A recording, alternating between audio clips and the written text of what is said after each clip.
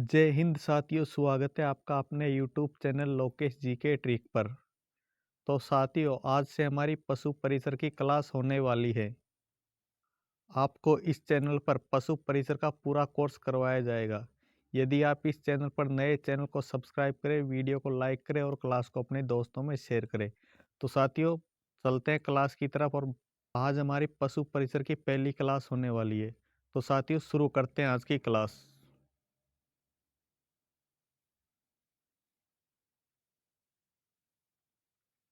राजस्थान की कुल स्थलीय सीमा की लंबाई कितनी है? राजस्थान की कुल स्थलीय सीमा की लंबाई कितनी है? साथियों, राजस्थान की कुल स्थलीय सीमा की लंबाई कितनी है? 1070 किलोमीटर, या फिर 3 lakh 42,946 kilometre. Option C 5,920 kilometre. Option D 4,950 kilometre. तो साथियों, राजस्थान की कुल स्थलीय सीमा की लंबाई कितनी है? तो इसका आंसर होगा ऑप्शन सी। इसका आंसर होगा ऑप्शन सी। राजस्थान की कुल स्थलीय सीमा की लंबाई जो है वो है 6920 किलोमीटर, यानी 5,920 किलोमीटर राजस्थान की कुल स्थलीय सीमा की लंबाई है। साथियों, बढ़ते हैं नेक्स्ट क्वेश्चन की तरफ।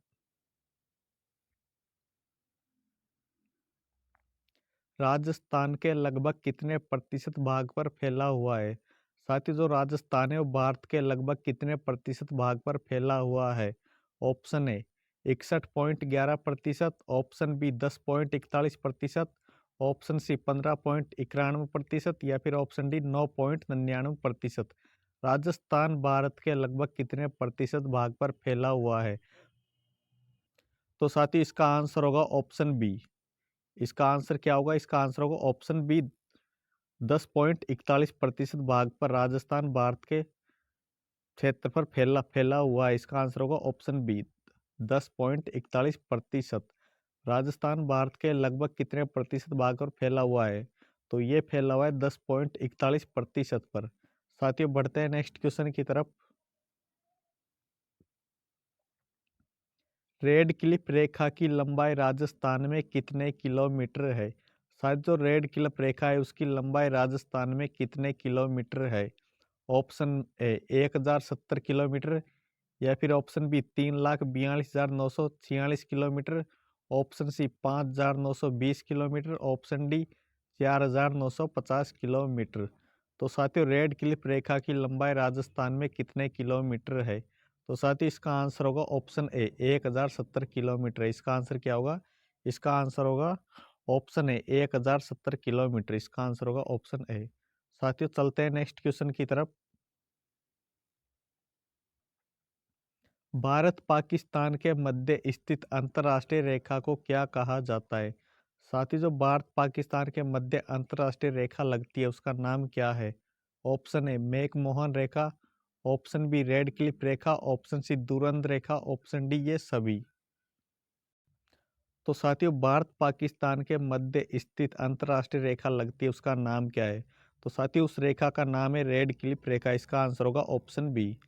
उसका नाम है रेड क्लिफ रेखा। भारत पाकिस्तान के मध्य लगने वाली रेखा को क्या कहा जाता है? तो उस रेखा को कहा जाता है रेड क्लिफ रेखा। इसका आंसर होगा ऑप्शन बी।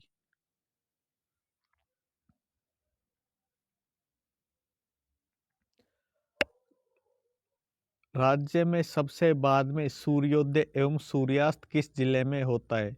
साथियों, राजस्थान में सबसे बाद में सूर्योदय एवं सूर्यास्त किस जिले में होता है? ऑप्शन ए भरतपुर में। ऑप्शन बी धौलपुर में। ऑप्शन सी जैसलमेर में। या फिर ऑप्शन डी उदयपुर में। साथियों, राज्य में सबसे बाद में सूर्योदय एवं सूर्यास्त किस जिले में होता है? तो ये होता है जैसलमेर में। इसका आंसर होगा ऑप्शन सी। इसका आंसर हम सी को लॉक करते हैं, जैसलमेर। साथियों, बढ़ते हैं नेक्स्ट क्वेश्चन की तरफ। क्षेत्रफल की दृष्टि से भारत का सबसे बड़ा राज्य कौन सा है? साथियों, क्षेत्रफल की दृष्टि से भारत का सबसे बड़ा राज्य कौन सा माना गया है? Option A Bihar. Option B Uttar प्रदेश।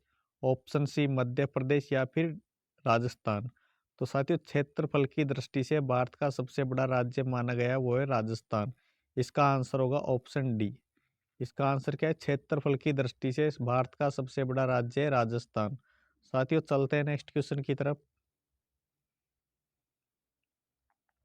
विश्व का सबसे बड़ा महाद्वीप कौन सा है? साथियों, विश्व का सबसे बड़ा महाद्वीप कौन सा है? ऑप्शन ए दक्षिण अमेरिका, ऑप्शन बी एशिया, या फिर उत्तरी अमेरिका, या ऑप्शन डी यूरोप। तो साथियों, विश्व का सबसे बड़ा महाद्वीप कौन सा है? तो विश्व का सबसे बड़ा महाद्वीप है एशिया महाद्वीप। इसका आंसर होगा ऑप्शन बी, विश्व का सबसे बड़ा महाद्वीप है एशिया महाद्वीप।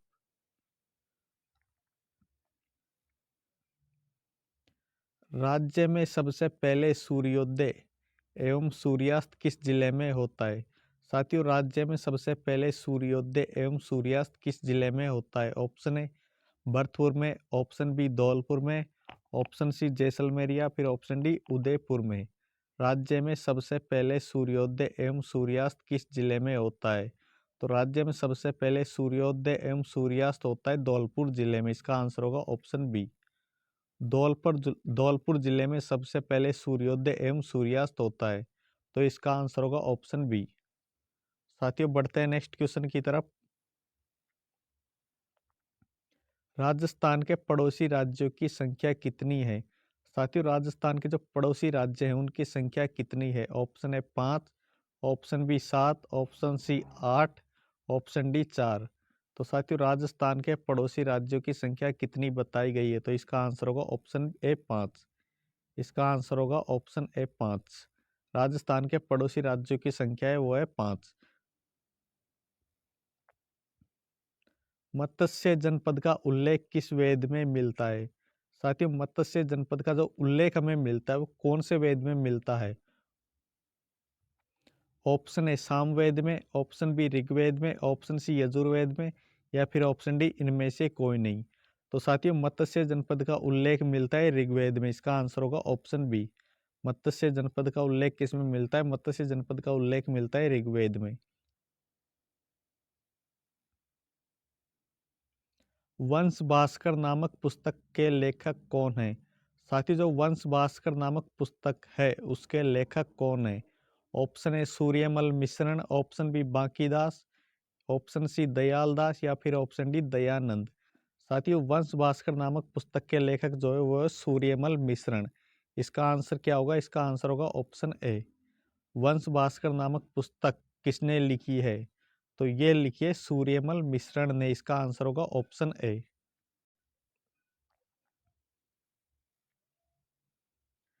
पृथ्वीराज विजय नामक महाकाव्य के लेखक कौन है? साथियों, पृथ्वीराज विजय नामक महाकाव्य के लेखक कौन है? Option A Suryamal Mishran, option B Jayanaka, या फिर ऑप्शन सी दयाल दास, या फिर ऑप्शन डी कबीर। साथियों, पृथ्वीराज विजय नामक महाकाव्य के लेखक जो है वो है जयानक। इसका आंसर होगा ऑप्शन बी। पृथ्वीराज विजय नामक महाकाव्य के लेखक बताए गए वो है जयानक। साथियों, बढ़ते हैं नेक्स्ट क्वेश्चन की तरफ। Annals and activities of Rajasthan के लेखक कौन है? साथियों, annals and activities of Rajasthan के लेखक कौन है? Option A colonel James Tod, option B Kabir, option C Dayanand, या फिर option D Veer Savarkar. Annals and activities of Rajasthan के लेखक कौन है? तो इसका आंसर होगा option A colonel James Tod. इसका आंसर क्या होगा? इसका आंसर होगा option A colonel James Tod. साथियों, बढ़ते हैं नेक्स्ट क्वेश्चन की तरफ। प्रशंसा में लिखे गए अभिलेख को क्या कहा जाता है? साथ ही जो प्रशंसा में अभिलेख लिखे जाते थे उनको क्या कहा जाता था? ऑप्शन ए प्रशस्ति पत्र, ऑप्शन बी उत्खनन, या फिर ऑप्शन सी स्तंभ लेख, या फिर ऑप्शन डी इनमें से कोई नहीं। प्रशंसा में लिखे गए अभिलेख को कहा जाता था प्रशस्ति अभिलेख। इसका आंसर होगा ऑप्शन ए। इसका आंसर क्या होगा? इसका आंसर होगा ऑप्शन ए प्रशस्ति। साथियों, बढ़ते हैं नेक्स्ट क्वेश्चन की तरफ। मर्द भांड का शाब्दिक अर्थ क्या होता है? साथियों, मर्द भांड का शाब्दिक अर्थ क्या होता है? ऑप्शन है मिट्टी के बर्तन, ऑप्शन बी पत्थर के बर्तन, ऑप्शन सी लोहे के बर्तन, या ऑप्शन डी तांबे के बर्तन। साथियों, मर्द भांड का शाब्दिक अर्थ क्या होता है? तो इसका आंसर होगा ऑप्शन है मिट्टी के बर्तन। मर्द भांड का शाब्दिक अर्थ जो होता है उसका अर्थ होता है मिट्टी के बर्तन।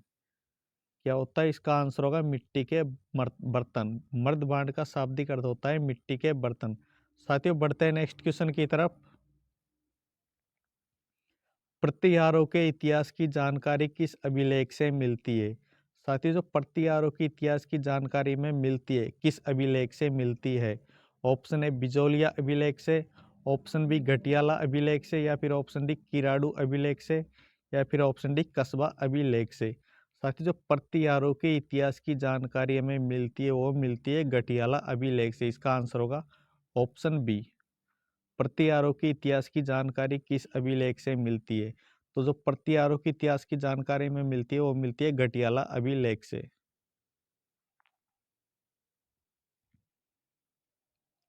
इतिहास जानने के स्रोत को मुख्यतः कितने भागों में बांटा गया है? साथियों, इतिहास जानने के स्रोत को मुख्यतः कितने भागों में बांटा गया है? ऑप्शन ए पुरातात्विक स्रोत, ऑप्शन बी साहित्यिक स्रोत, ऑप्शन सी अ व ब दोनों में, ऑप्शन डी इनमें से कोई नहीं। तो साथियों, इतिहास जानने के स्रोत को मुख्यतः बांटा गया है पुरातात्विक स्रोत और साहित्यिक स्रोत। तो इसका आंसर होगा ऑप्शन सी। इतिहास जानने के स्रोत को मुख्यतः बांटा गया है पुरातात्विक स्रोत में और साहित्यिक स्रोतों के माध्यम से ही हम इतिहास के बारे में जानकारी प्राप्त कर सकते हैं। तो इसका आंसर होगा ऑप्शन सी। पुरातात्विक स्रोत व साहित्यिक स्रोत के माध्यम से ही हम इतिहास के बारे में जानकारी प्राप्त कर सकते हैं। साथियों, बढ़ते हैं नेक्स्ट क्वेश्चन की तरफ। कालीबंगा किस जिले में स्थित है? साथियों, कालीबंगा किस जिले में स्थित है? ऑप्शन है जयपुर में, ऑप्शन बी बीकानेर में, ऑप्शन सी गंगानगर में, या फिर ऑप्शन डी हनुमानगढ़ में। साथियों, कालीबंगा किस जिले में स्थित है? तो इसका आंसर होगा ऑप्शन डी हनुमानगढ़ में। कालीबंगा किस जिले में स्थित है? तो कालीबंगा जो स्थित है हनुमानगढ़ जिले में स्थित है। साथियों, चलते हैं नेक्स्ट क्वेश्चन की तरफ। नाचता हुआ पक्षी किस सभ्यता से मिला है? साथियों, में जो नाचता हुआ पक्षी मिला है वह किस सभ्यता से मिला है? ऑप्शन ए बेराट सभ्यता से, ऑप्शन बी आहड़ सभ्यता से, ऑप्शन सी गणेश्वर सभ्यता से, या फिर ऑप्शन डी बालातल सभ्यता से। नाचता हुआ पक्षी किस सभ्यता से मिला है? तो शायद जो नाचता हुआ पक्षी मिला है वो मिला है बेराट सभ्यता से। इसका आंसर क्या होगा? इसका आंसर होगा ऑप्शन ए बेराट सभ्यता से। नाचता हुआ पक्षी जो हमें मिला है वो मिला है बेराट सभ्यता से। तो इसका आंसर होगा ऑप्शन ए। साथियों, बढ़ते हैं नेक्स्ट क्वेश्चन की तरफ।